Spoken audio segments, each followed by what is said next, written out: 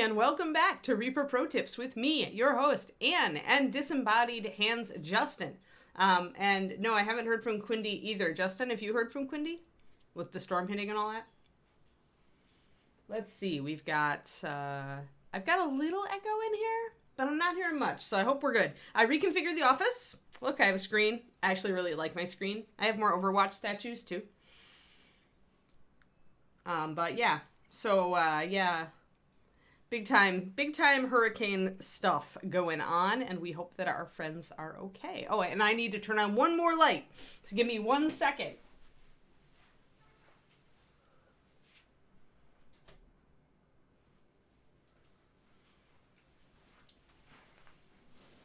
There we go. Now we have even more light.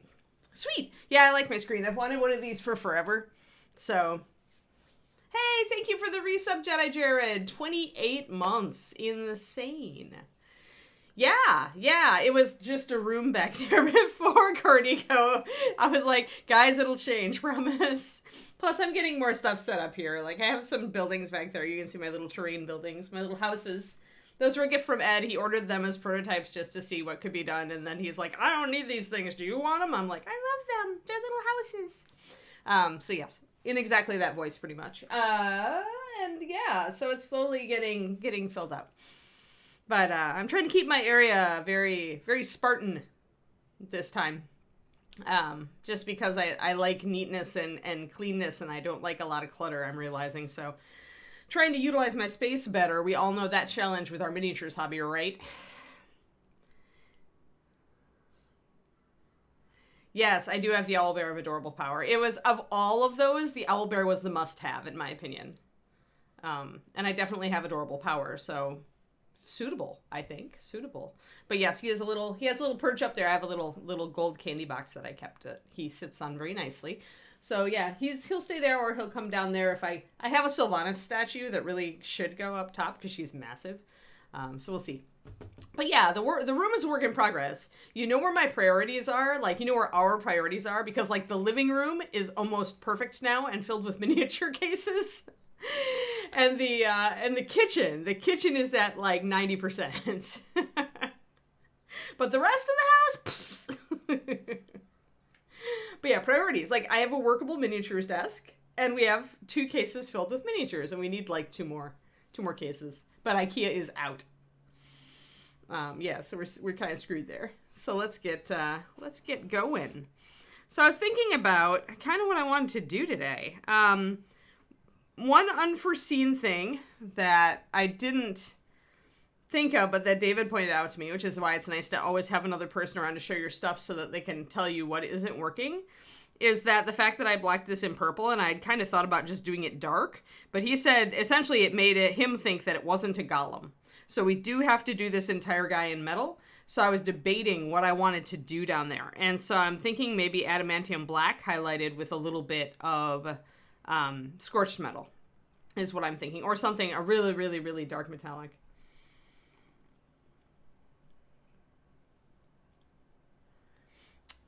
Oh, you're silly, muses. I'm an Alliance player, so, you know. But the statue was too cool not to get.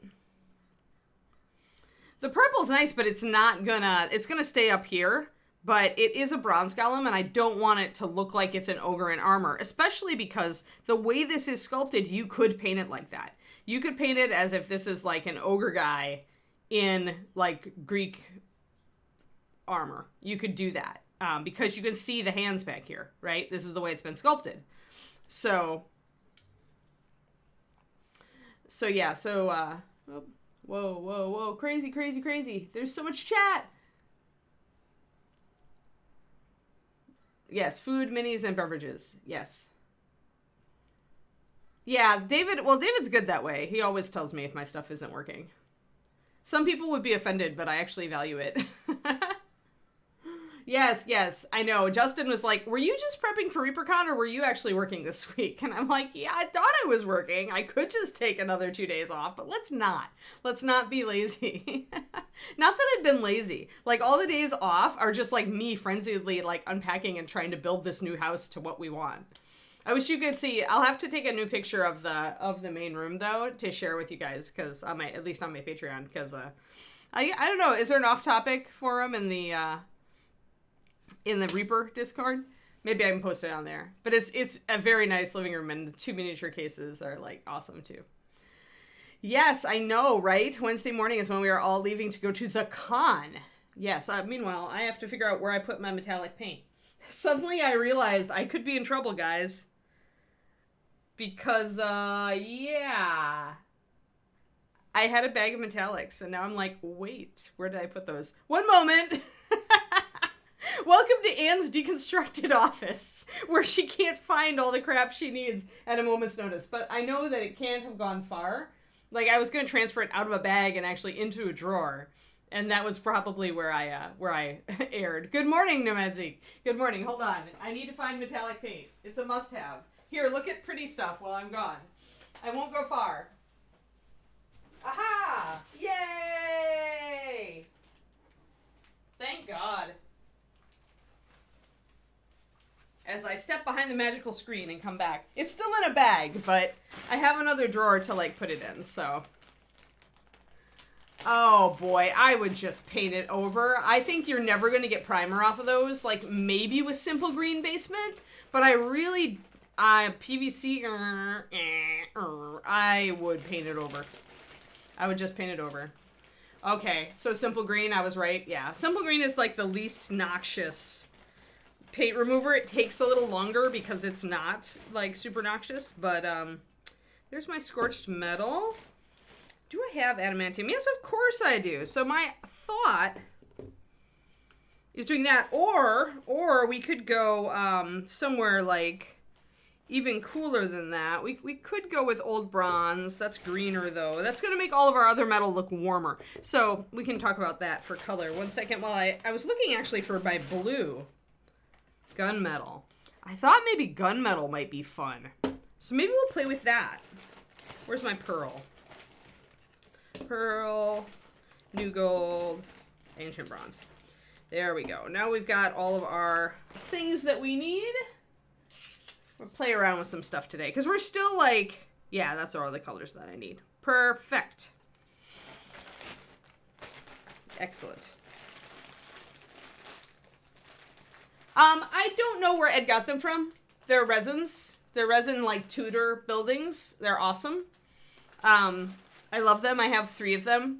Ed gave them to me because he's really nice. Especially when he has a bunch of crap he wants to get rid of. Alright, metallics. For now, you're going to sit on the shelf. Yeah, I just don't know. Yeah, right. I bet the isopropyl alcohol you'd have to like do super fast. And that really depends, right? If you're trying to strip paint, you have a couple options when you're working with fragile materials, just like Zen says. You can use a stronger solvent, but you're gonna have to watch that sucker and like be sitting there going, okay, is 5 minutes enough? Okay, a couple more minutes, because you really don't want to go too far. The scorched metal is very pretty, and we've already used it. It's actually the base of his collar color here. And of all this stuff back here, because I want a slightly different, I wanted different colors of metal a little bit. So we'll see if it carries at the end, but I could go completely different. We could even go with a purple metal, but that would be a little bit weird. But maybe I can make it work. Now I'm thinking, oh, we don't want Anne to think. This is hard.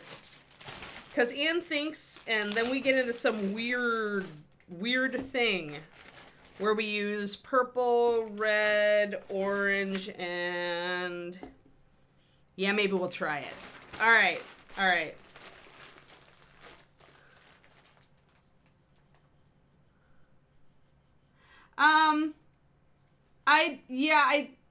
I don't know if you'll even remember Ulfin, because it was years and years and years ago. I mean, they're wonderful, they're beautiful, but I'm not certain he even remembers, because Ed. I think actually it's not even purple, but what I'm thinking of, Kuroniko, is heat coloration. You know how metal can go different colors when it's hot? It would be kind of fun to try that on the skin parts. Yeah, I don't know, because it's Ed. He's slept since then. I don't know if he even knew when he gave them to me. He was just looking around for cool things to look at when Reaper was thinking about doing terrain for the first time for bones. So that's how long ago this was. So I really don't know. Like if you Google like Tudor miniatures terrain buildings, you might find it because they really are like Tudor. They've got the timbers with the plaster background and the stone bottoms. So I don't know if they would have put that down, you know, on a listing, but yeah, they're probably a tiny bit. They're that kind of a little bit shorter than 28 millimeter, but you can still use them for 28 millimeter. It's that kind of thing. Yeah, let's try to do kind of a heat shift thing and see if I can get it to work. Let's try it. And if it doesn't work, we can always go over it with adamantium and just bring it up like your regular bronze because adamantium has immensely good coverage. Yeah, let's try that. Yeah, I'll ask him, Ulfin, but I think I'll ask him at ReaperCon, but I'm pretty sure the answer is gonna be because I know Ed. After 17 years, I know Ed. Yeah, I would just Google around and see what you can find. If you start looking for miniatures, terrain, buildings, resin, like if you just Google that, if it's out there, it's going to pop up. Keep in mind this company, like he got it from these people like ages ago. It may not even be out there. But if there's a place you think it might be from, then just go to their site and look on it. I mean, I really think Ed probably won't remember. And I've never looked it up. I just like them. Eventually I'll paint one. Just for fun. I have the kind of the rounded corner stables, and then I've got, or an inn. It's either an inn or a stables. That might be the inn actually, and then there's a little house. They're really nice. I keep hold on them just in case David and I get into Warhammer.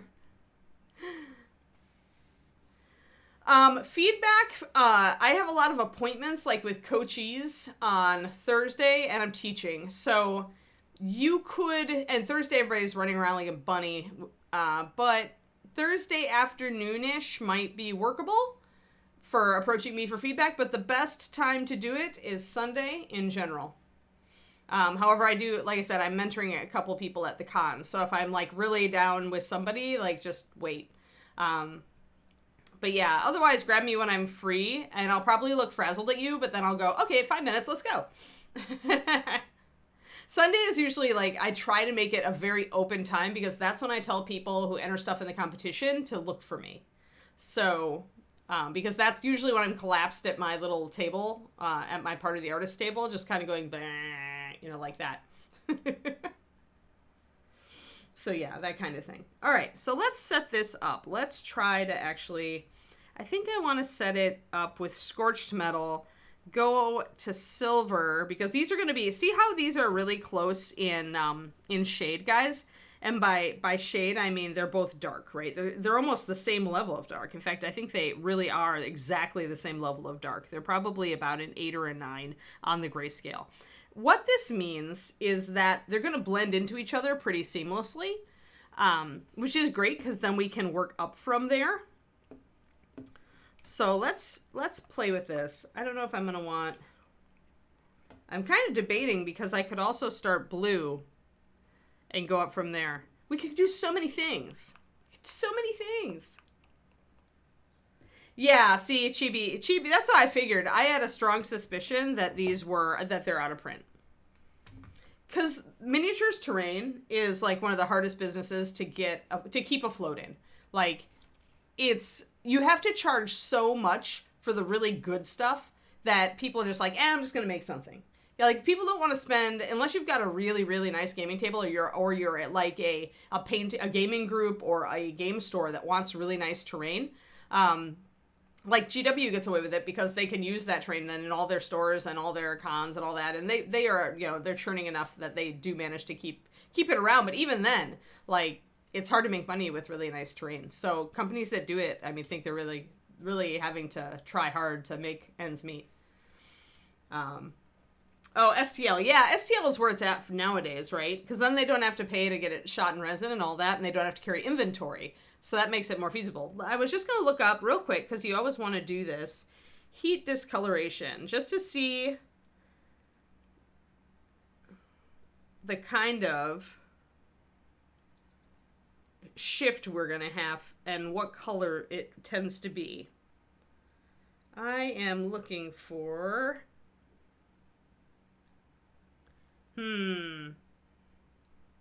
Sometimes Google searches are weird. All right, there we go. There we go. So, looks like it goes pretty much blue, red, orange, and then up to whatever you're doing. Now this is on steel, but we can adapt it. So I do want to use blue and not necessarily purple. I want to use the gunmetal. Gunmetal up to red, up to orange. This transition. I will say that we're gonna do blue in the shadows though, because it's gonna look better. Sometimes I will disregard physics because it'll look better. I need a t-shirt for that. Disregard physics if it looks better.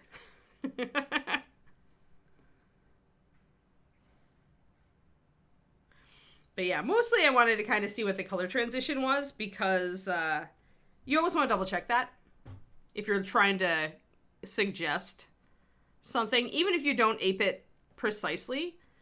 And I talked to you guys actually a little bit about this recently, as I recall, about how I often will start with a natural reference, but then I'll just springboard away from it. I'll just use it as inspiration to get close enough. I do that a lot. It's the rule of cool.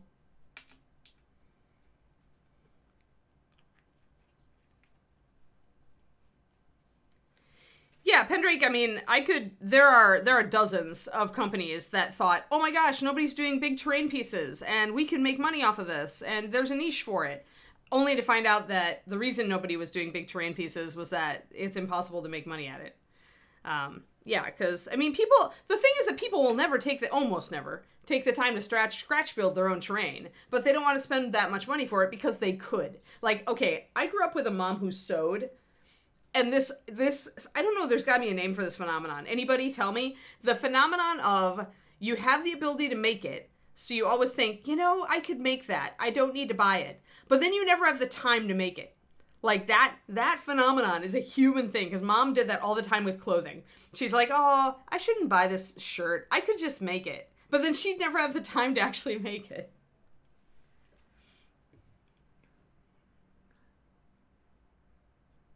Yeah. Yeah, but we're going to just do some blue. I love gunmetal blue. I'm not using sparkling blue for this because I want it a little more desaturated, but I'm going to grab my sparkling blue for next step. So we're going to start with the darker blue. Where is my sparkling blue? I know I have you, sparkling blue. I choose you. So these colors, the gunmetal and sparkling, are pretty close, but gunmetal is a lot more desaturated and a little greenish. And sparkling is going to come forward a lot more blue because it has a higher load of blue pigment and it's not got as much black. Talent rich, time poor, yeah. Yeah, and storage for it also, right, Nomadzy? That's why I just keep these few, because they look really cool, even without paint on them. And,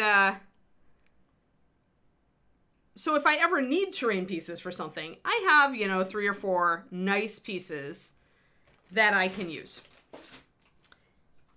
And really that's what I need. If we start playing a lot, then I could see putting together some other little terrain pieces, like clumps of foliage or something, little hills. I know how to do all this stuff. I used to work for a game store that did have, terrain on site and that did organize, campaigns and stuff. Oh, that may have been too much water in that blue. We'll see. Metallics tend to thicken over time is another thing to know about the Reaper metallics. The base that we put them in starts out fairly watery and clear. It's very, very clear. It's the clearest base we've got, pretty much. But over time, with evaporation, it will thicken. So if you squeeze your metallic out and you see that it looks a little goopier, then you can get away with adding a little bit more water than you normally would with a metallic. I think I might need to add a little more blue to this, though. We'll see. I need it strong enough so it doesn't fall out of solution. So essentially, I'm going to mix it up and see if it falls out. If it falls out, it starts to sink, starts to separate. That's a sign that you've gone too far with your thinning on your metallics. Hey there, Bob and Julie.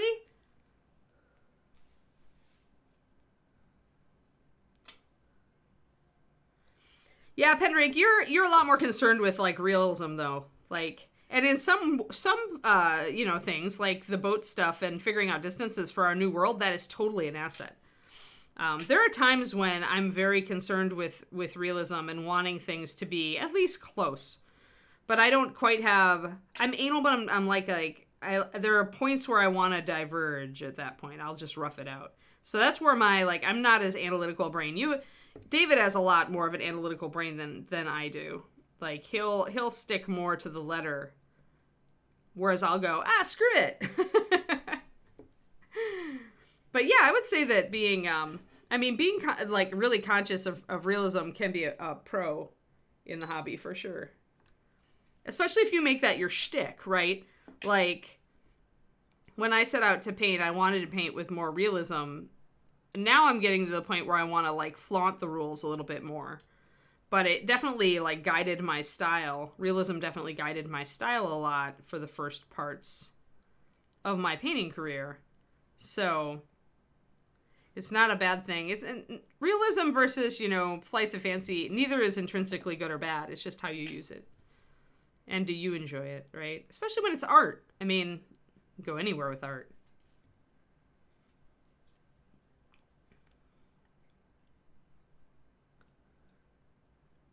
Reaper summoning portal, yeah. Hey, Neural, thank you for that resub. 22 months. Thank you. You're almost to your double sub anniversary. 2 more months and I get to sing.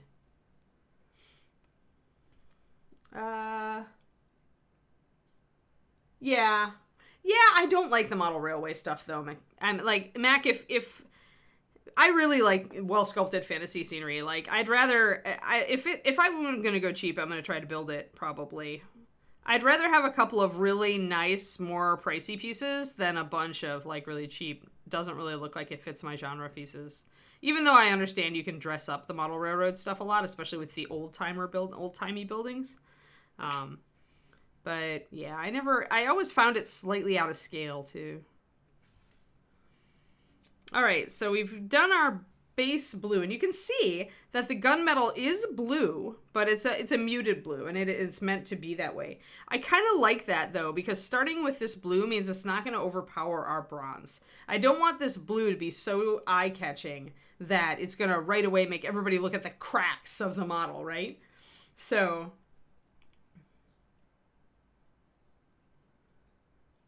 But yeah, the Reaper Summoning Portal is pretty cool. You're right. That's the Andy Pieper one, right? With the lions. I like that one. Alrighty, so if this works, we'll do the hands this way as well, and this other arm. We haven't gotten to it. So this is our proof of concept. We've got enough room here and here to give this a try and see if we like it. But the blue is toned down enough. See how it does, like, give us another, like, color dimension, though? It does actually play very nicely off of the orangey tones because it's complementary, right?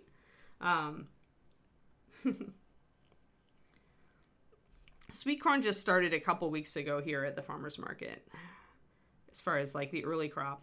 What was I going to say? Oh, yeah, I was going to talk a little bit about old bronze versus scorched metal. So these two colors are both great dark metals. Scorched metal is made to look like metal that's been heated and sealed with oil. Essentially, it had oil heat sealed onto it for armor pieces, metal armor pieces, steel armor pieces. Often this is linseed oil, and this baked brown color is the color it actually does turn. Old bronze here is more like a discolored bronze, and using some browns to shade it gives you a very convincing antique bronze. But one of these is very orange and one of these is very green. So if I had chosen to use the old bronze, it would have taken the green tones that we kind of introduced here. See how our base gold actually kind of looks like we used old bronze on it. See it on the helmet?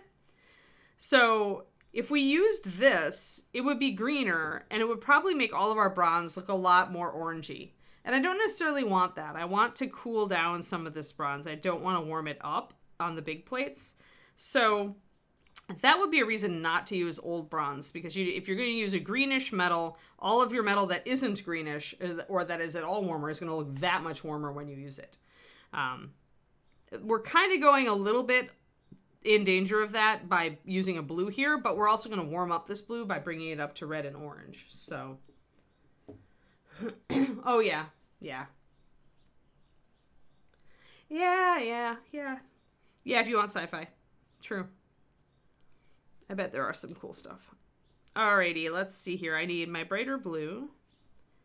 Let's just try. Yeah, this is falling out of solution a little bit. I am going to add another drop of my sparkling blue to my sparkling blue. Now, another trick, and I mentioned this earlier, and I'm going to do it here. But you can add pearl white to sparkling blue to make it brighter and lighter. Yeah, I bet you were really good on that job, Henrik. Like, there's definitely, like, advantages to having that kind of analytical realism brain. In many ways, my brain is a little too slipshod, but I'm afraid that it likes its state of contained chaos. I would have to work super hard to get myself to be, like, more persnickety. And sometimes I like just exploding my brain into rainbows and unicorns. It's all good. I will leave the realism to other people. So I'm going to add a little bit of this pearl white, and it's going to bring up our blue and make it lighter. Just a little. We don't want to go too crazy with that. See how it made it lighter? You don't want to go too much of this, though. And the reason is that there's a lot of black as a base to this blue to make it be vibrant. Remember how black is kind of what you put down. You put down a dark color first to make the color really come out on our darker metallics, or any metallic actually. So the blue covers well because it has a base of black already in it to make the flake look really vibrant and blue. If you put much white into that, it's going to start to gray, and you probably don't want that. So be cautious when you are adding when you're adding pearl white to one of, like, I would say purple or blue. Just add a little bit at a time to make sure you're getting a little higher without, like, going gray. So we can do an experiment and just transfer a brush of this over here and add a big blob of white metallic. This is pearl white.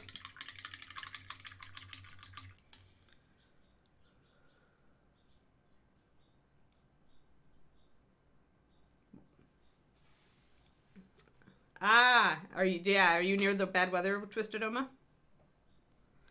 So yeah, so if I add a lot of pearl white, see, I get much lighter blue, and it's a very pretty blue, but it is a little bit gray. It's not as vibrant as it looks here. So that's the difference there, and that's with a lot of pearl white. So I could probably even add a little bit more white to this.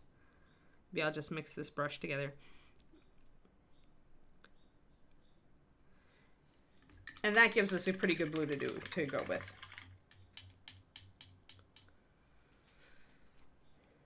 There we go. So I'm on today and tomorrow, guys, and then obviously on Wednesday I will not be on because David and I will be getting ready to get on a plane to ReaperCon to see many of you.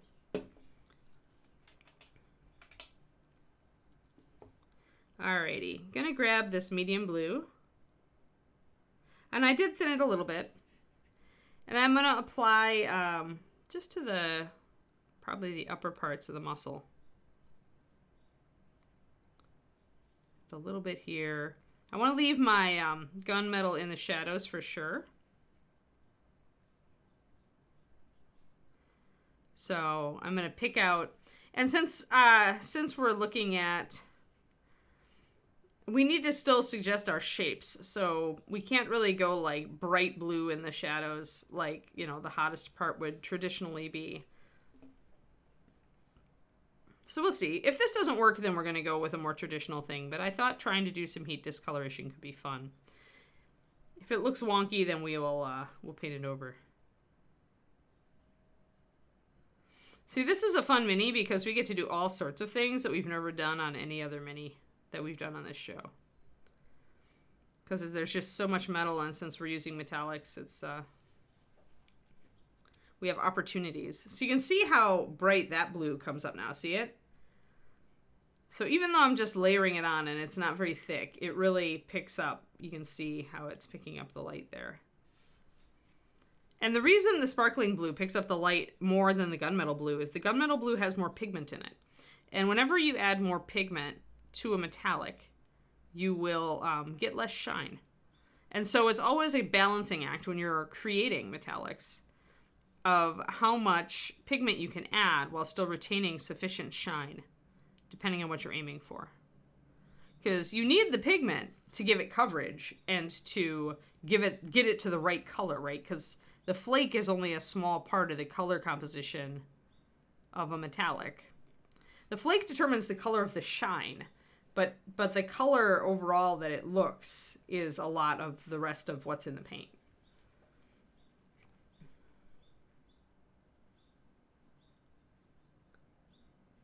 Oh yeah, in Austin you should be okay. That's weird that your internet is so obnoxious.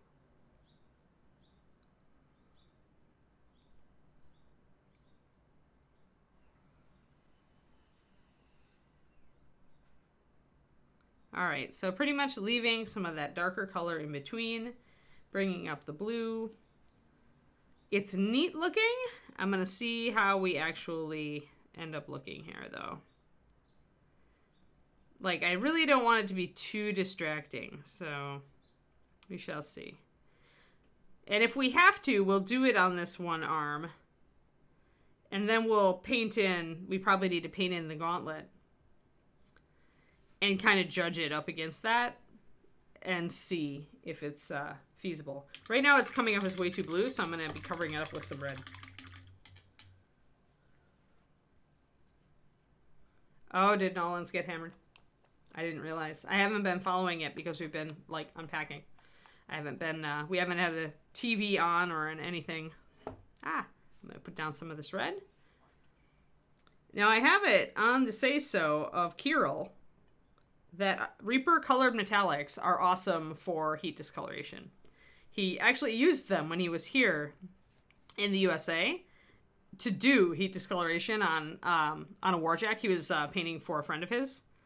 And he was really happy with it. So if you are doing heat discoloration, do consider the Reaper metallics. The colored metallics are good for this. Like all those colored metallics where you're like, well, what would I ever use that for? Well, it turns out that ruby red and coppery orange and sparkling blue can actually do this. And I am thinning my ruby red down quite a bit. So let's see here. I need it to go... This is going to be interesting. Because I need it to go from... And I want the red touches to be small, but I want them to interrupt the blue a little bit. So this is interesting. This will be interesting. Beak. Yeah. So I'm just putting little touches. See how it's fading that out a bit. Since I have not done this before. I've done heat discoloration stuff with glazes. But I haven't done the metallics with it. I've only watched Kirill do it.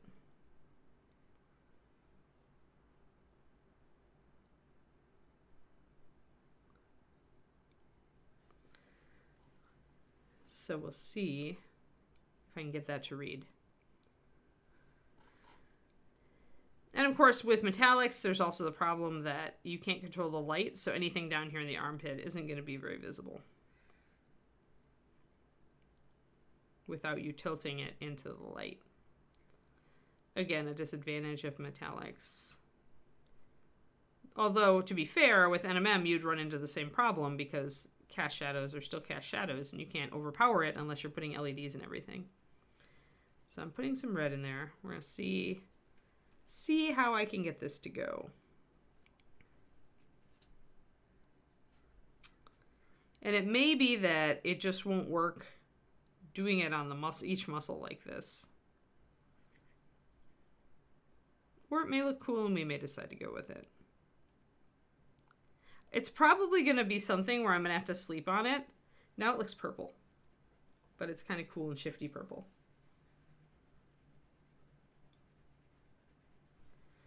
Yeah, metallics are better in droppers because metallics have that tendency. I mentioned it earlier. The base tends to have a tendency to thicken over time. So when you could put it in pots, and also, you know, you can get that grit around the edges of the pot and that falls into the paint. That's a big downside to pots in any color. I may have to make that more bronzy up here and keep this red down here.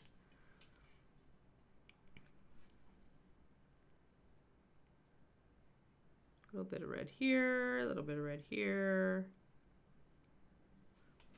We'll see how this looks once I get the orange on it.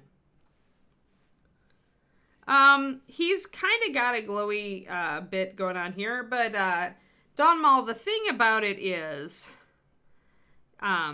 And I talked about this on previous streams with this model, but you were not here probably. So the problem here, this illustrates a basic issue with trying to do heat effects and other illusion kind of effects when you're using true metallics. Inevitably, because this is just an illusion, but the metallics are actually reflecting light, you're not going to get, like, it's not going to really look hot. If I had chosen to do non-metallic metals here, where I was making the illusion of it being metallic, but I was just painting it in browns and, you know, oranges and yellows and whites and stuff, I would be much more successful with the heat effect, because then the whole thing is an illusion. But when you cross the streams like that, when you try to use real metallics, but then you try to do, say, a lighting effect, that's false, or you try to do a heat effect, that's false, it's really hard, or I even kind of feel like it's impossible. Although I hate to say that, because the minute you think it's impossible, somebody does it. But it's very, very, very difficult to cross the streams and use true metallics with a illusion effect and have the illusion look correct. Because the fact that this is actually shiny immediately makes you doubt and not read the heat effect or the glow effect correctly. Doing a glow effect underneath here on the model would also be fraught with peril, because it's in shadow. So you can see how the shadows naturally fall on it. Even if you painted that blinding white, it's still going to go dark gray because the shadow is going to fall on it. So when you're trying to do like a glowing effect, doing it inside or under things, it doesn't work.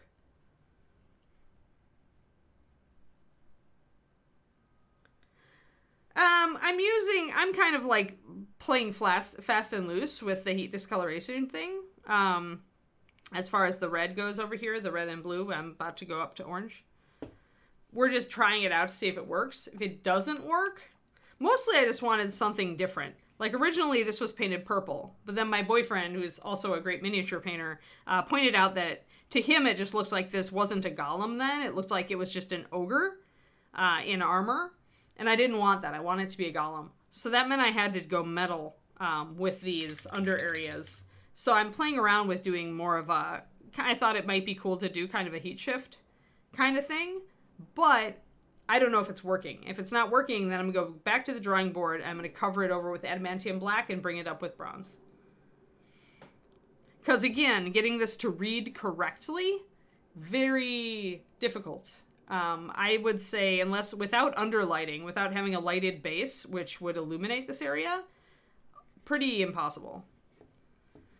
You have to choose your battles whenever you're going to imply like glow or heat or light. And it's in, like, you have to choose your placement really, really effectively. It's why I'm not making glowing eyes on this figure. Because his head is turned down. Those eyes are well of shadow. I could paint them white, but they'd still be in this heavy shadow from his helmet, and then it would look wrong. Then it would look wrong, unless you're looking at it from here, where you can see the eyes. So, when you choose to try a heat or glow effect, choose carefully where you put it. Because if you put it in a dark shadow, this is why making a glowing mouths on dragons doesn't work unless the mouth is really stretched open or facing upward. Like if you're implying the dragon is about to breathe fire. Yeah. Doing that sort of thing only works if the mouth is really stretched open so the light can really get in, or the mouth is pointed upward. All right. And by the way, the closest thing to a yellow metallic, a bright yellow metallic eye, is going to be either dragon gold or new gold. I actually feel like new gold is a little closer. So if you do go up toward a yellow, then you go that way.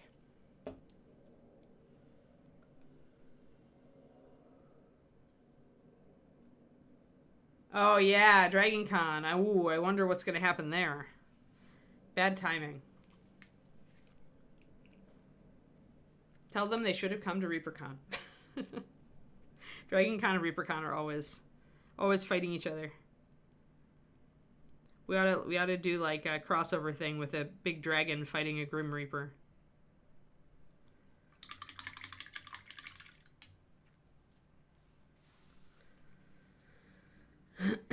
Yeah, I bet the flights are all screwed up going into that area if it's bad. I mean, I don't know. They're probably a little more used to that kind of weather. Like here, when we get a lot of thunder and lightning, the airport really shuts down pretty fast in my experience. All right, I'm going to actually do this a little bit. I'm going to bring the red and orange right up to this area here. Having not done this before, I am playing with it. So we're going to bring more red up. And keep our red here. And I'm going to bring this right up to the bottom part of that muscle. I'm going to do a Sergio on this. Sergio would do it this way. We'll cross the streams between Kirill and Sergio. And make sure that the top of each muscle, that's actually looking pretty cool though. I'm almost, maybe not heaty, but it's cool. Oh, they're vendors. What do they sell though? Could they do it at ReaperCon? I guess they probably make a lot more money at DragonCon though. Because it's huger. Huger. That's a word. Really.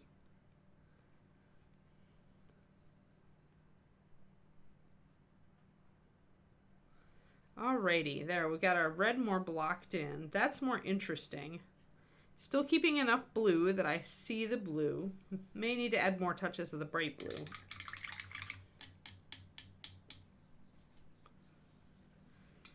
But we're going to start, I'm going to actually add some orange down here and we'll see how that works. The orange color is coppery orange. It's a very, very orange copper. So if you're looking for a bright copper color, this is your baby. If you're looking for a true metallic. The copper in Bones Metallics is also really good. It's a little less orange. So it depends on how bright you want your copper pennies to be. And you can make that, like, probably the best. If you add pearl white to this or to dwarven gold from Bones, you can get a good kind of orangey pink, pale metallic that looks just like new minted penny. This is kind of a cool color effect, guys. I don't know that it says heat, but it does say pretty awesome. Like, I like how that looks. That orange looks coming up there. So we may keep it for a bit while I think about it. I do like it. It's not quite what I had in mind, but I like it. And that's the important thing.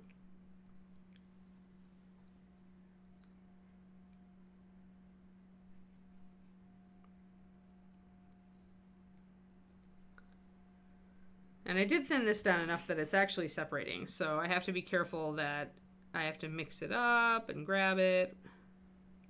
Try to grab it from the edge. Make sure that I've got it in solution. Whenever you see it fall out of solution, it's not the fault of the paint. It's the fact that the flake itself is like rocks. It's ground mica. So it is, of course, heavier than water. So when you thin down, because these metallic bases have such a thin consistency already, when you add water to that, you lose the body of that very fluid base that you need to keep the paint in suspension. And then your paint separates. This is pretty simple fluid physics. There we go. So let's see here. And of course it's hard to see how it actually looks because it's metallic, so it's catching the light. Kind of looks gemstone-y. Kind of like it. I think I'm going to keep it. Hey Dragon Eye, how's it going? Yeah, I think it looks cool. It satisfies the cool requirement, Agent Marvel. I agree. They make jewelry and buttons. Yeah.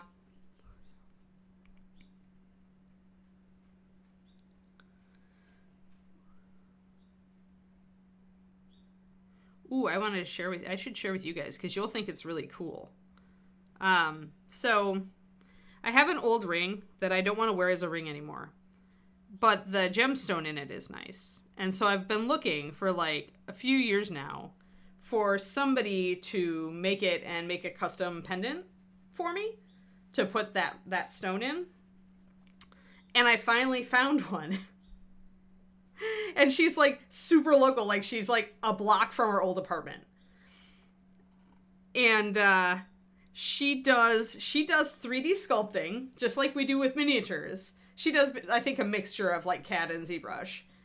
She learned CAD originally.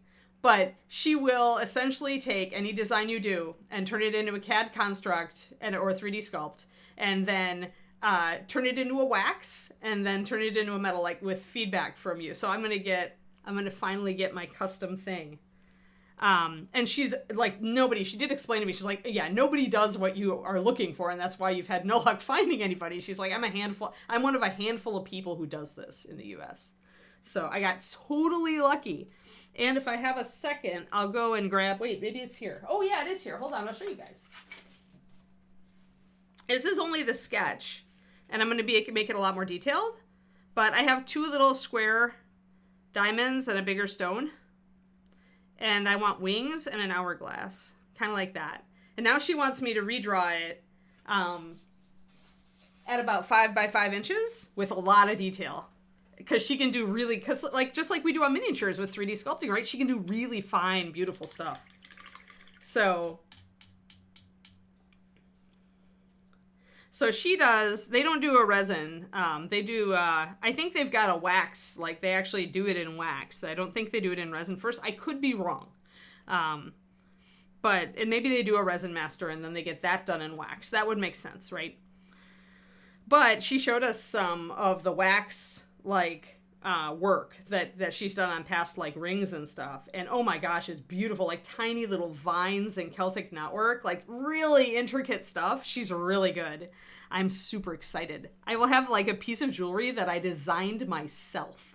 Like how cool is that for an art person, right?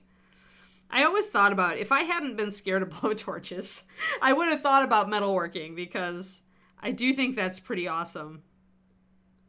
And it's not going to cost me an arm and a leg, because I already have the gems, which is even better. Yeah, I think it's going to be really pretty. I like that it almost looks like a scarab, like an Egyptian scarab, because those of you who know me know I'm totally into Egypt. You know, I really should grab an Egyptian model. I mean, I guess we did the Sphinx, but it'd be cool to grab a different Egyptian model and do that also on stream sometime. I do love Egypt. All right, so yeah, I'm kind of liking this. I'm kind of digging it. You guys kind of see the shift, right? Where you get the blue to red to orange kind of shift going up there.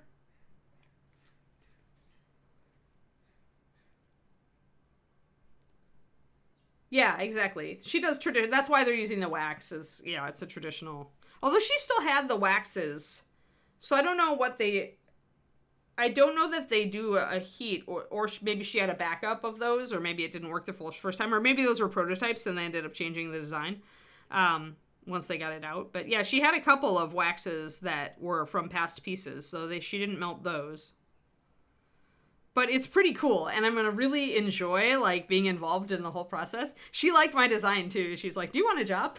I'm like, I have one. She's like, you should do more designs for me. It's really competitive in jewelry. She does a lot of rings. And apparently there's a big problem. Like, if you're really good, people will just rip off your designs and just, get them. Like, she actually had somebody who, was working with her to design a thing. And once she had the design, they took it to China and had it done. It really, all of her work, she never got paid for anything. It's like, oh. I might do an occasional design for me. Yeah, Reaper has a bunch of cool Egyptian stuff from the Nephsokar warlord army. And I painted a lot of that.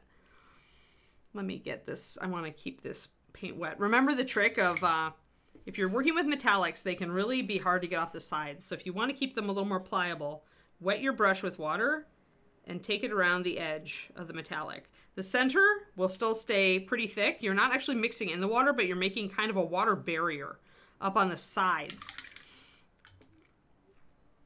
so that you protect the paint from drying out quite as fast, and hopefully you don't get as much of a headache when you're cleaning it. That water will evaporate over time, so if you are working over several hours, you're going to want to reapply it, or mix out, or just clean out your palette periodically, because the metallic base sticks better than anything. It's our clearest and hardest base.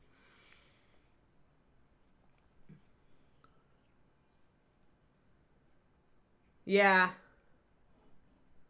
It's actually, this is not NMM. This is more, we started with a heat effect, TC, But this is kind of my example with people to tell them why metallics don't work with NMM and vice versa. Because the heat effect looked really realistic until I added true metallics. And then I was talking about this earlier on the stream also, but when you add a real effect next to a fake effect, the fake effect loses every time. Yeah, design's getting copied.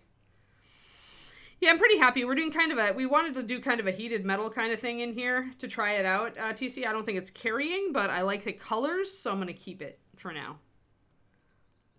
I think it works with the model, and it puts metal in there. We had just some purple in there to block in, but David pointed out to me that it looked like it was an ogre wearing armor then, and not a golem. So everything has to be metal, except for the crest now, I think.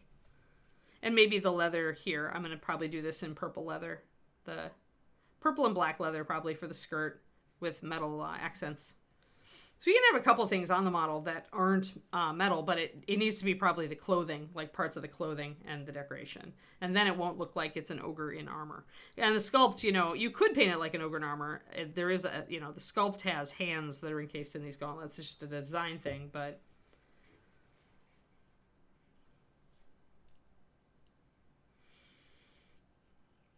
Yeah, I was tempted to go into jewelry, but I was really scared of the torch. Like, I'm really scared of anything that can really maim me if I get absent-minded with it. So power tools are right out. So woodworking was right out. And metalworking. I took the first level course in each of those, and I really did think that metalworking was really cool, and I would have loved, to get more into it, but, oh man, the torch, it's right out. Maybe then, if it had been then, if we'd had 3D sculpting in those days, I probably would have gotten big time into it in college. And I may have ended up as a jeweler or a jewelry maker instead of a miniature painter. I think Jason Wiebe does jewelry pieces with his, now that he does 3D. He always did jewelry pieces done the traditional way, but I think something makes me think he's mentioned he designed something in 3D, or maybe Andy Pieper has done it. One of our sculptors at least has done that, has transitioned the 3D sculpting software to doing jewelry.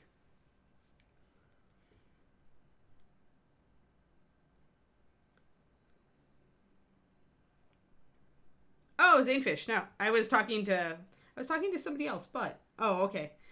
Starter kit, Reaper does one. It's the Learn to Paint kit. It's the first one. We have a basic one, and then we have a second one called Layer Up. You don't want the Layer Up one to start unless you already have a foundation in painting. If you're just starting, then get the basic Learn to Paint kit from Reaper. It saves you a lot of money. You get 11 paints and a few miniatures and a brush, at least one brush, and a really nice booklet that takes you step by step with the paint mixing and thinning and everything. It's written by Rhonda Bender. She's awesome. You can find her at birdwithabrush.com. She has a great blog there. And she is just does a fantastic job of describing how to do it. Oh, Andy Pieper does jewelry. Okay. Yeah, Mac. No, I can paint these minis however I want to. Ron may grouse, but Ron is essentially the Reaper police at that point.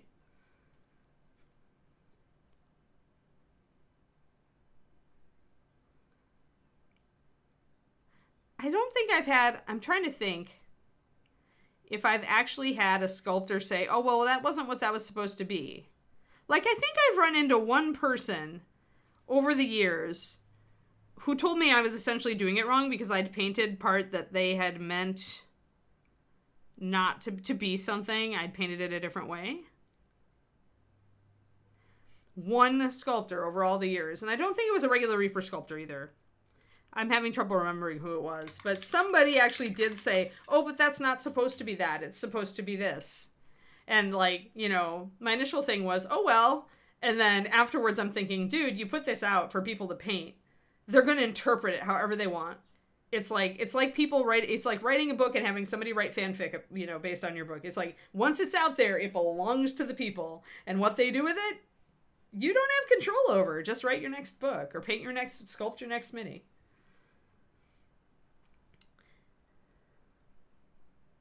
Oh yeah, yeah. Quindy is normally we have a mod here who would give you a direct link, Zane. But she's in the hurricane area, so we have not heard from her today. I think she probably does not have power or internet or one or the other. Yeah, it's supposed to look the way you want it to look. See, Julie knows. She's the pro. She's been in the hobby. She knows.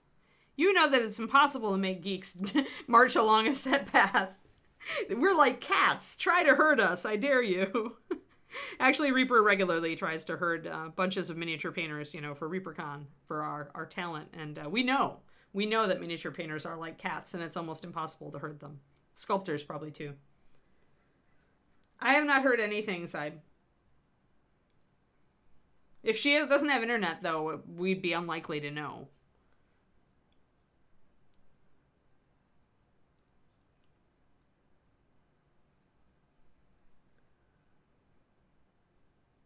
Yeah, yes, that is Reaper. reapermini.com.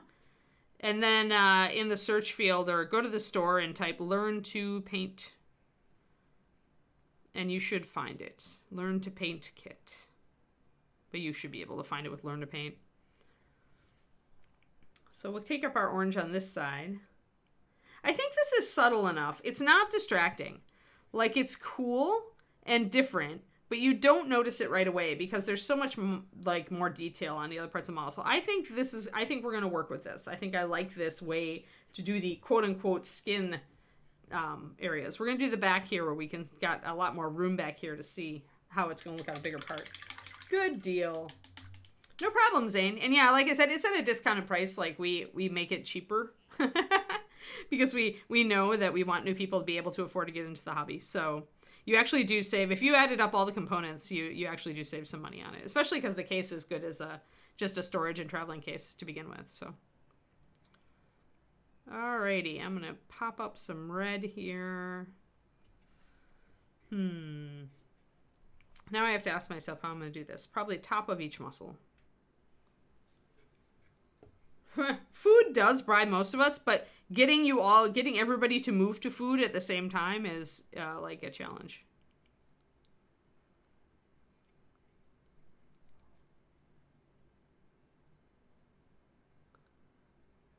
I speak from many years of observing painters at cons.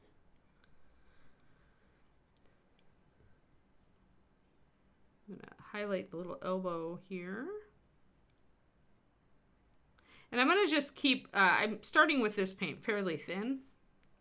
When you're putting like a color over another one and they're very different colors, putting the one over the top that's thinner is going to help it get that illusion of blending. So I'm keeping this red pretty thin, especially for a metallic, and I'm building up a few layers. That enables me to it mostly starts out by looking almost purple. And then as I build it up, it'll go more red.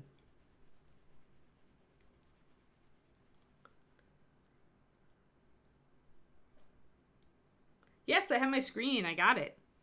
I did not get my standing desk. It only shipped one part, and it was supposed to ship two. So now I'm in the dance of working with the company that makes it and FedEx to try to figure out who screwed up where. So I'm going to be waiting for my standing desk for a little bit longer. All right, so we've got some red kind of ironed out here on the top. I'm going to do another layer that's going to make it a little more solid on the top of each muscle.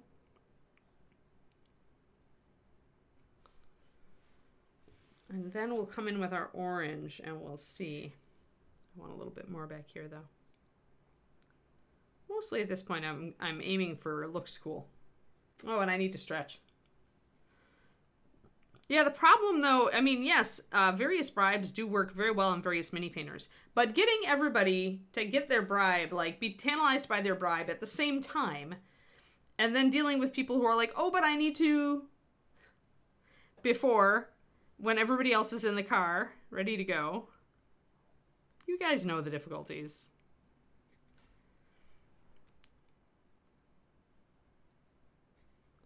It's a challenge. Let's just say it's a challenge. All right, I think I like the level I'm at here with the red. So now we're going to start working the orange in. I may want the red to be a little bit wider. We'll see. And I need to stretch. So let's just stretch first, and then we'll do the rest of this. Meanwhile, we'll let you guys look at a pretty guy. He probably would rather be, you know, not called pretty per se, but he's just going to have to deal with it. We'll prop him up against our palette. Rawr, he says, rawr. Oh. But yeah, hopefully Quindy will be able to, if she hasn't already, let somebody know. She'll be able to, you know, get power back or charge her phone or whatever. We'd have no idea what situation could be. So I'm sure she'll let us know that she's okay as soon as she has time and energy.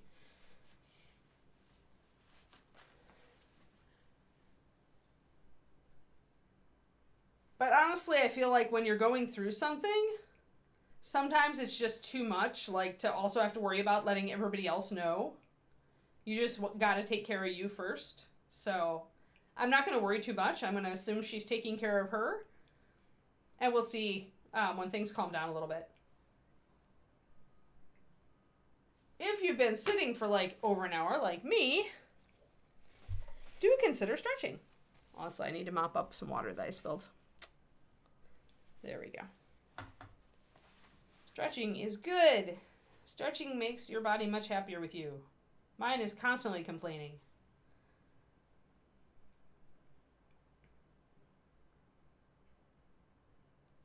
Yeah, I'm looking forward to ReaperCon. I am not done with Halfling yet, though, for the competition, so we'll see. It just wasn't, like, my handouts got to be higher priority. So if I can finish her at the con before the competition, then I'll enter her. But otherwise, I think she's fine. I'll just have more for next year. Definitely moving and unpacking and trying to get everything, like, ready is a higher priority for me than entering a competition right now. So, y'all know I can paint. You have a dog to enforce. Yes, dogs are good for that. Except Kiri. She was old enough that she would sleep through the whole stream. All right, I'm going to do my floor stretch, and I'll be right back.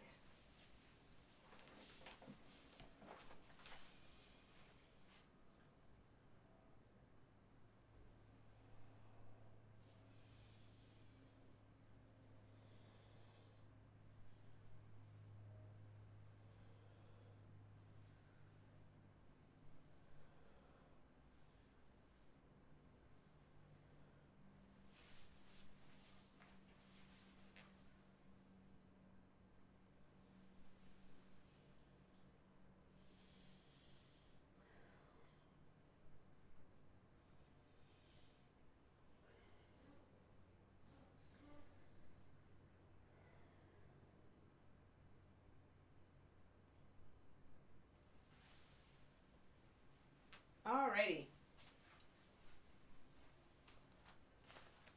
Also, I have an old picture of Kiri up on my... I actually have a space now for all my family photos. And one of them is an old photo of Kiri. Like, real photos. I guess I should really get a digital picture frame at this point. So often now, we don't print out photos anymore. I don't actually have a lot of printed out photos of my dogs. But I did find one of Kiri's first Christmas, so...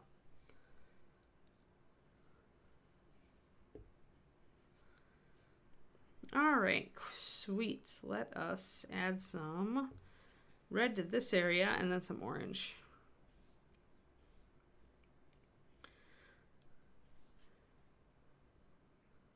So yes, looking forward to ReaperCon.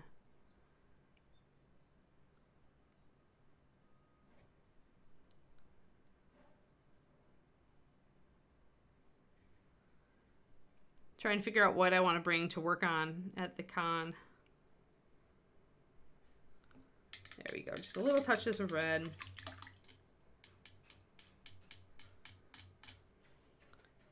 I really like this guy, Rex. I'm glad I grabbed him. Oh, that's right. I was gonna see. I wanted to see if mold line scraping worked on Bones US or Bones Black. I don't think it's gonna work on this guy. No, it won't. Might work on Bone Black. Do any of you guys know if a mold line scraper or using the back of an X-Acto knife is going to work on Bones USA specifically? Is it brittle enough for the back of an X-Acto to take off a mold line, or do you still need to use something else? Has anybody tried to? I thought it might be still a little bit too plasticky.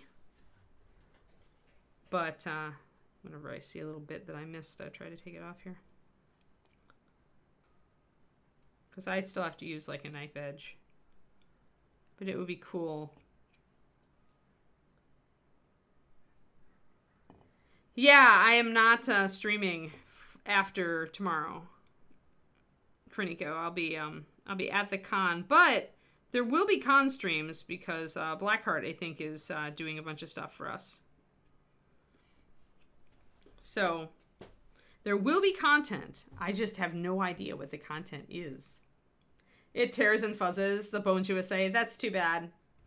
Yeah, I mean, I was hoping that it was, that it would act more like styrene because it feels more like styrene, but it makes sense that it's not styrene, so the mold line removal tool just won't work well.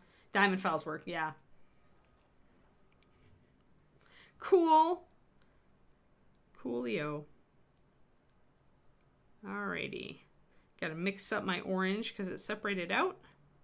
Again, this is coppery orange, 9102. Is a very effective copper. There.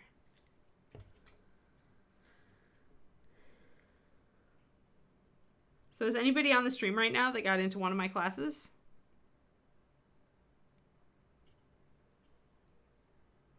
I'm gonna put just touches of orange at the top.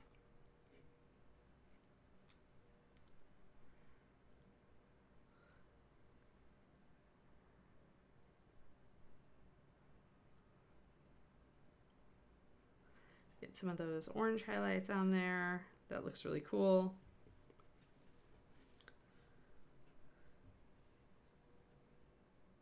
Yeah, I had two, Olfen. I have one on Thursday and one on Friday. The one on Thursday is at 11 a.m. and the one on Friday is at 9 a.m. After that, I tend to not teach because I have a lot to do with the painting competition and the award ceremony. So I find that adding the stress of a class to that schedule is less than optimal.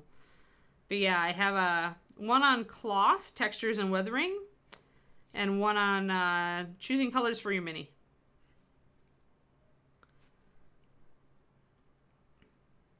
And both are classes I have not taught before. I've been reworking my class offerings for cons. There we go.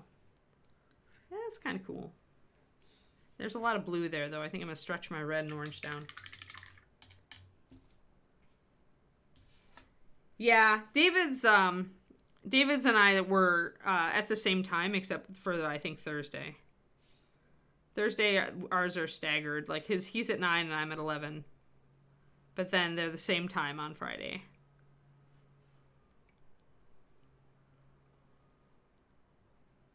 That's okay. You definitely want David's classes. He teaches in a very different style than I do, but I think he's very effective at it. He did a lot of teaching in school when he was getting his master's. So I think he's a pretty good teacher. I've taken one of his classes. Alrighty. There we go. Yeah, I like that. That's pretty cool looking, huh? Neat. Pretty neat.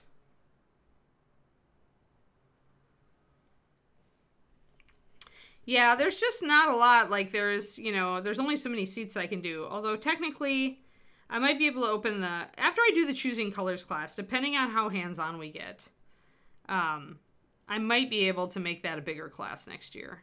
But again, these are new classes, so I'm kind of went a little bit cautious on how many people. Because the bottom line is, guys, when you take a class from me, I want you to get good value. I want you to be happy with what you've learned. And for me, that usually means a smaller class size is optimal with anything that's hands-on. I want you to feel like you actually get something out of the class. The most important thing to me is not getting more people in the class. It's making sure that the students learn.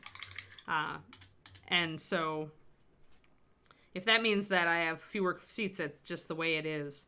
Now, the color theory one could go either way. It can be more of a lecture, like the choosing colors for your minis, or it can be more hands-on, and I'm going to see kind of which way it goes this time. and get a feel for it. After that, I'll probably adjust it a bit. But I mean, a lot of choosing colors for your mini stuff is stuff we've talked about here or there on streams as well.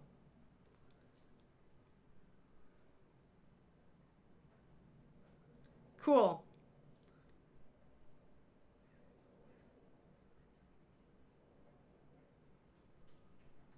Oh, that's funny. Yeah, it should be. It's a great textbook. Like, I love how Gurney's Color and Light, I love how he teaches. Like, he does such a great job of breaking it down and making this stuff accessible and simplifying it. Like, that's really funny because, yeah. But I'm not surprised. I think it's probably the best color. It's the best book of its type in the industry for any of that. That isn't like super technical or too floofy or too interpretive through a particular artist's lens. Like, Gurney he just gets it. And he's top notch. So he's not like he's a top notch artist who's also a great teacher. I'm going to just block in some of this other side of the skin then with blue, now that we know what we're doing.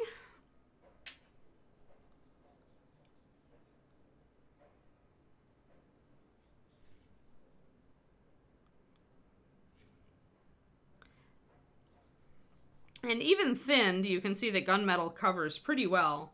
If it wasn't thinned, it would cover better.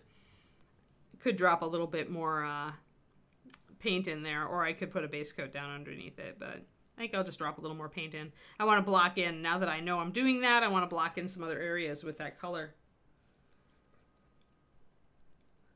Yeah, you always, I mean, it's rare that you get all the classes you want. When you do, you do little cartwheels. But remember, though, Twisted Oma, if you have a mini that you're really stuck on with colors, you can always just find me outside of class and ask, and I'll give you an opinion. That's the great thing about ReaperCon. We're all right there to ask questions of.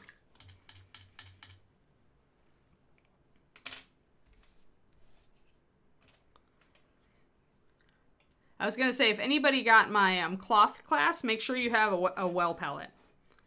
It doesn't have to have tiny wells like this one, but bring a well palette and a good brush to that class. I think I put that in the description. I know I said to bring your really good brush. You're going to have a much easier time bringing a well than working off of a wet palette.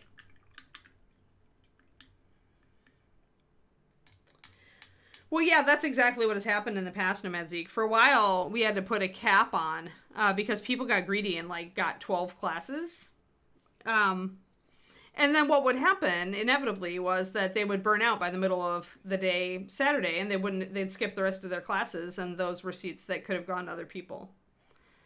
So I usually tell people 1 class a day, maybe 2 on one day. So you can get 5 classes out of it. If you split it morning and night, if there are, depending on what's out there for night classes, you could do that too. But inevitably, there's going to be a time of the day that you're learning, that your brain is best at learning. And if you can figure that out and time a class for that around that time every day, then you're going to get more.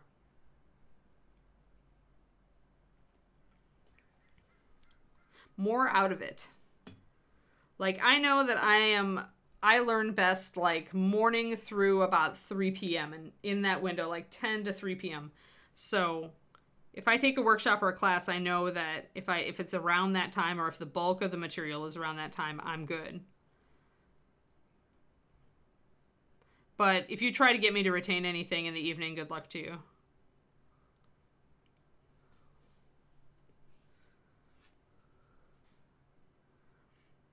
So learning when you're at your best as a learner, when you retain things better, when you're more alert is a good idea. And scheduling your classes as close to that as you can get. Sometimes you can't. Little fingers, get his hands blocked in so we can see that they are different. That really makes that a lot of blue there once we have that all blocked in. So it's a good thing that we're going to break it up. But yeah, it's very easy to information overload, and it's very easy to take a class at a time when you're otherwise tired and not get a whole lot out of it too. Always bring something to take notes with. Whether it's a traditional, that's why we give you a Reaper U notebook usually in your grab bag. Because that makes it real handy, and a pen usually also. So, because some of us have time to do handouts for you, and some of us don't. Like, I'm going to be doing my handouts at the last minute, because these are new classes, and I didn't have a lot of time with the moving and everything to write them beforehand. So, if you get handouts, it's going to be like last minute and printing handouts. And often a handout is great, but it won't necessarily, it might be that during the course of the class, like the instructor says something in a given way that really makes you understand it. And that sort of thing might not be in the handout. So you want to write that down yourself. Like kind of the way they present the material can make a difference, right? And then we've got another hand over on this side, which is kind of there and there. So this and that.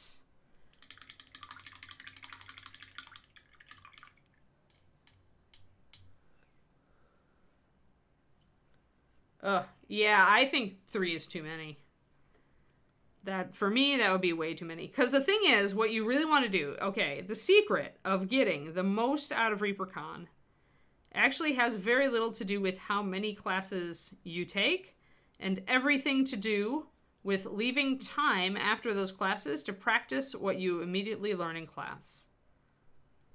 So what you should do when you get out of a class is maybe eat lunch, but then, sit down with your notes from the class while it is still all fresh in your brain and practice what you learned. That will enable you to retain more of the information and internalize more of the information than if you just run off and then go to your next class. Like it'll drop out of your brain. Like all the information that you just learned, it will just drop out of your brain. And you can put it back in there, but it's a lot harder. So I highly cannot recommend enough. When you get out of class, take a break and then sit down and paint. Work on the stuff you learned. Otherwise, at least with me, I found that it was very in one ear, out the other. Maybe I wouldn't feel overwhelmed, but I also wasn't retaining anything. And I liked it better when I would essentially make myself do an exercise from the class, of the material from the class, like within an hour of the end of the class or so. Because you lose a lot anyway, the more time passes, but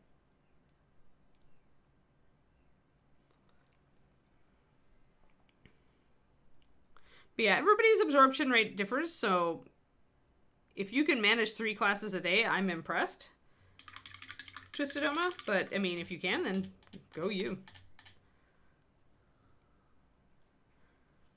Though there is also the if you buy a fewer, like if there are classes that you buy just to buy classes and you're like, oh yeah, I could just do this. Remember that somebody else may have gotten 0 classes and maybe that class would be good for them too. So I always want to remind people that these classes sold out in record time. And if everybody bought if everybody who bought more than 5 classes bought 1 fewer class, that would have made more classes for other people.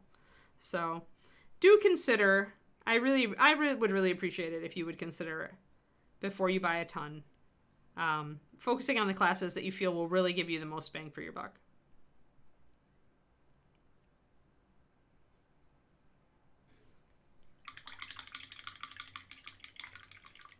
Ah, yeah. Gotcha. Yeah, that makes sense, Olfen. Yeah, I really feel like if you get five classes, like, you're still going to learn a lot. Plus, you can still talk to all of us instructors at the tables.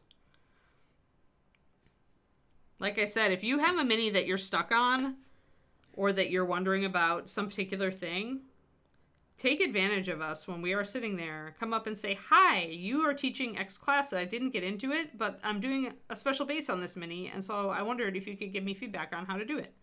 Or whatever, right? Red hair, yellow dress, something, whatever. Take advantage of us, though. even though we're sitting there working, we're only sitting there working on our own models at our table because nobody is asking us questions. So people have this tendency to think that we are busy when we're at the con in our spot and we're working. When in reality it is, we're not just going to sit there and stare into space at our spot. If we're going to be at our spot, we're going to work on something. So don't think you're interrupting us. More, it's that the work has interrupted our public time. And if you come up with a question, we would love to interact with you. So don't get like, a lot of people go, oh, I don't want to interrupt Anne, she's working. No, I am here for you. The work is what I'm using to pass the time.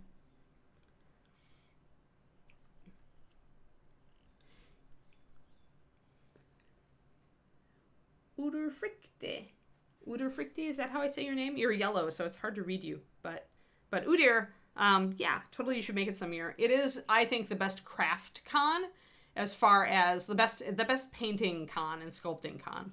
Because the focus has always been the classes, and although we get more and more gaming and side stuff going on every year, the core and the heart of ReaperCon will still always be the classes. So...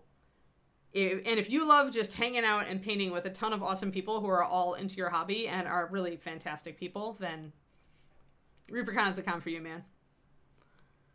We have a great community. Alrighty, so we've got this, and the one thing I could do is take some actual blue liner and do a little bit of shading in the very dark areas, like to separate the fingers and stuff. Just because leaving it all metallics means that even the shadows are reflective, and sometimes that means that you're not going to pick out the details as easily. Your eye isn't going to be able to pick out the nice details as well. That's why we're doing washes and stuff and lining on these things. It's because we want all of this stuff to come out nicely. Yeah, you should totally come on Friday, Julia. Like, there will still be a lot of models probably in, like, the miniature painting competition room and everything to look at, and then we'll all be there, and, depending on when we're teaching, most of us will be sitting at the table at one point or another, so you can come by, see what all the sculptors and the painters are working on, and, yeah, it's fun. It's fun. It's a fun con.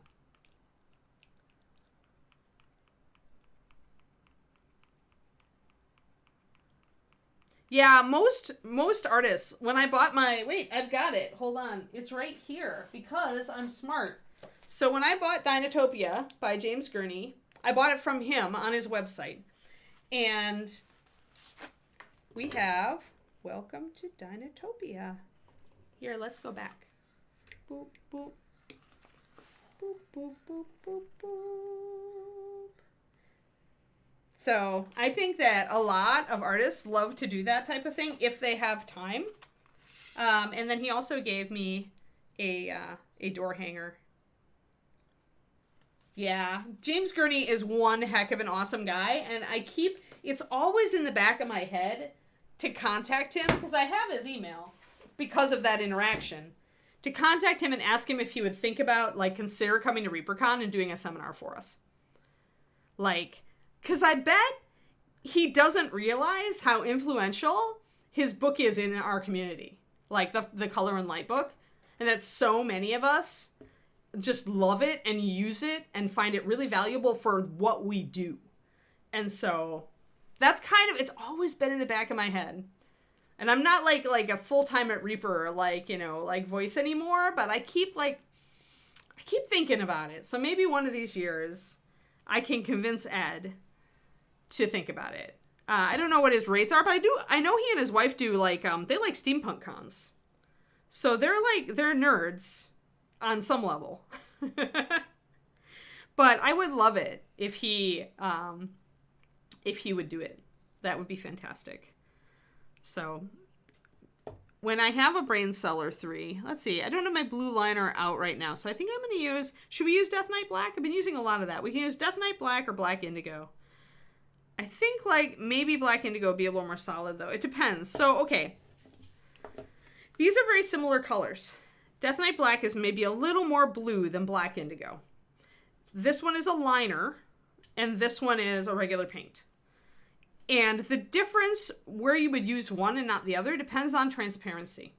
If you want a high coverage, hard line, kind of like if you were lining with walnut brown, but you wanted it to more line with a dark blue instead, Black Indigo is your baby. That's the one I'd use. If you want something that's going to be more like a shader, a natural shader, a liner, and it's going to be a little more translucent so that you don't get that hard line, it's easier to like blend your shadows, then I would use Death Knight Black because it doesn't have the hard coverage that Black Indigo has, and that is an advantage when you're trying to do natural shading. It says so on the box. Basement.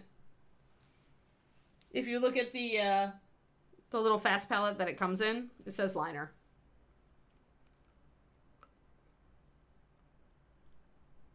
Or just remember, or just ask me. Yeah, I would hope that Reaper would put that in parentheses on the website. But, I mean, all of these paints that come in the fast palettes, you'll see there's a liner in each one. There's like Rogue Shadow and Dark Reach Shadow and Death Knight Black. Now, remember though, Basement, that liners can be used as regular paints. What you're going to notice is just that when you add water to them, they lose coverage faster. They go translucent more, like, quickly.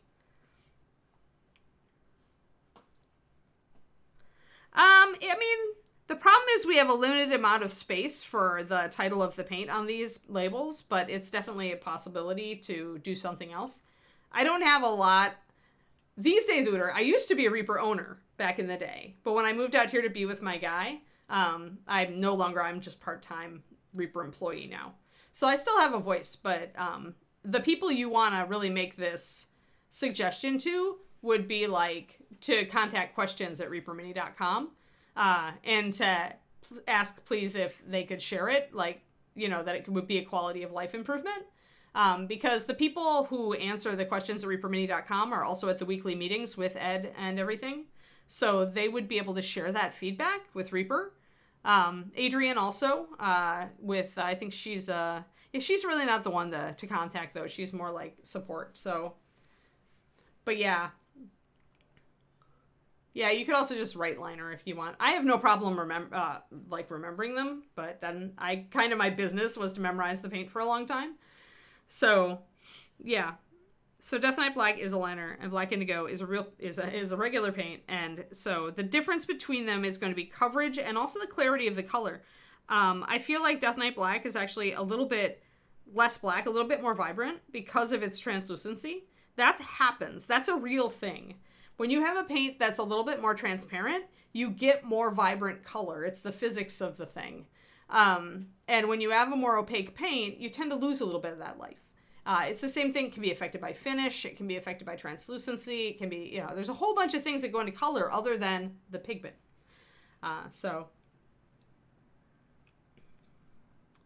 Yeah, bye Dragon Eye. Thanks for stopping in. Oh, you haven't bought MSP.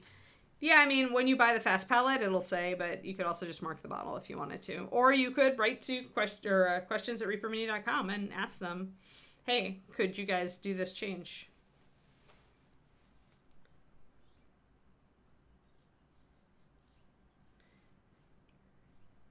Yeah, you could also bring it up. I know it's hard to bring anything up on Reaper Live, but if Reaper Live does a Q&A where you can pre-send in questions or submit questions, that would be another good one. Because when Ed hears the feedback more, he's more likely to, remember it and think, oh, there were people who want this. Yeah. I mix my liners and my regulars together. But I mean, when you put these here, hold on. I'm going to just show you. Because really, you'll know the minute you get it on your palette. Liners tend to be a little less. Let's see here. How they look. Let's just do a test. Where are my cards? So they are. 1 second. I keep tiny cards for just this purpose. Tiny card, come over here. All right, so Death Knight Black. Tiny card. To the rescue, tiny card. Notice how you can see through the liner. This is straight up. This was with no thinning. You'd put on a couple of coats and you could easily get hard coverage out of it. No, we used to use the black caps to delineate the bones line and the special lines like Pathfinder, But we had problems with the black caps, Mac, with the manufacturing of them. And so I think Ed is moving everything over to the white caps now. And this is black indigo.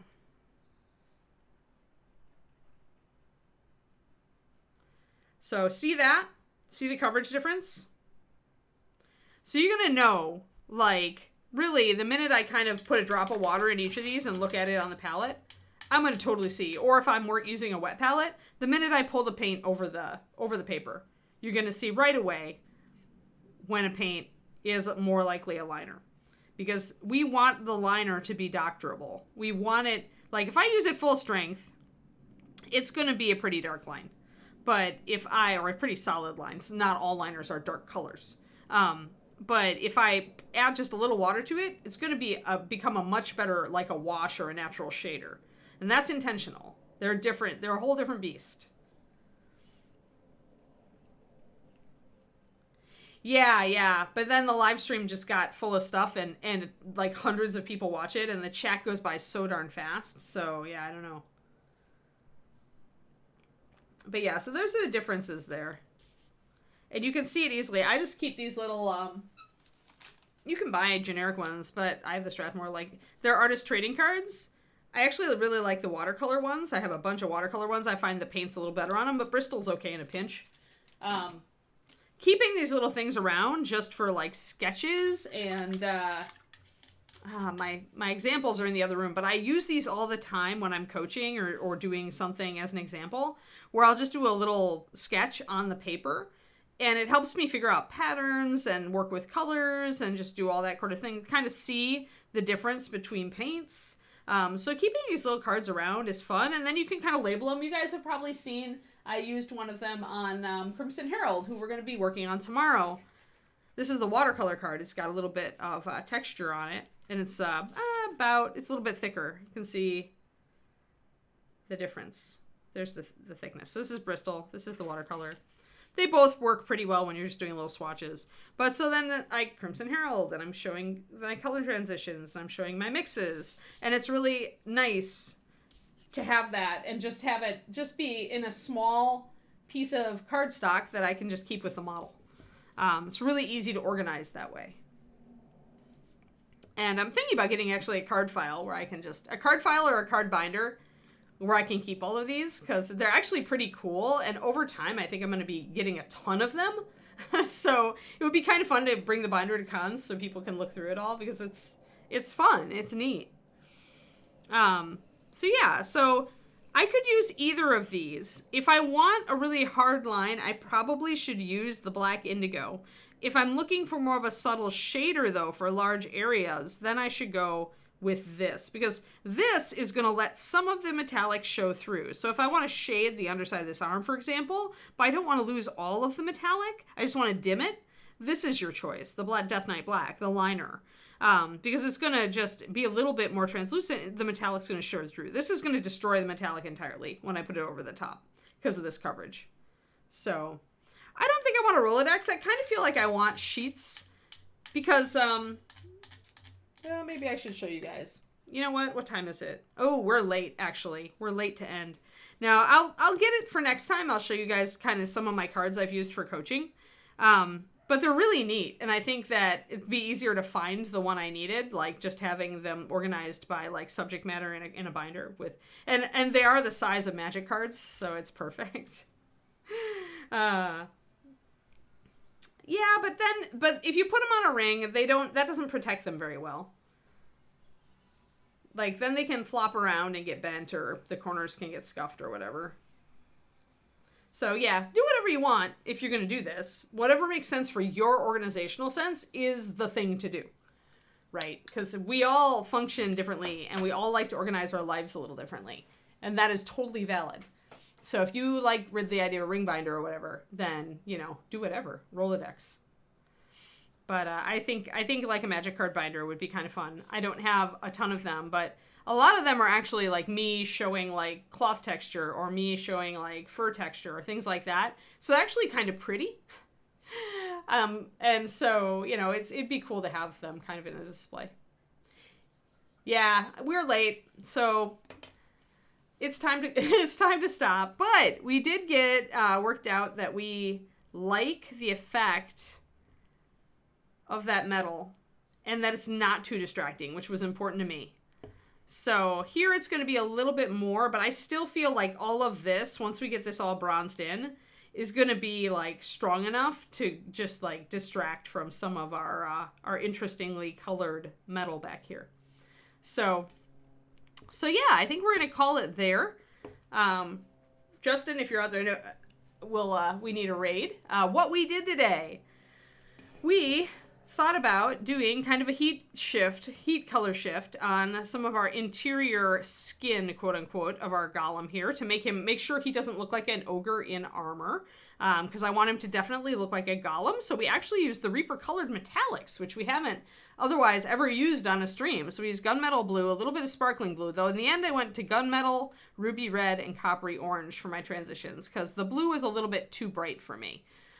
So we used those transitions. We talked a bit about the difference between a liner and a regular paint, even if they're pretty much the same color. And how this is all like coming together, some thoughts for the future on it. All in all, I really like this mini, so I'm glad you guys are having fun with it. And Justin, we are ready for a raid. Oh, the raid has been canceled. The raid has been canceled. No, don't cancel the raid.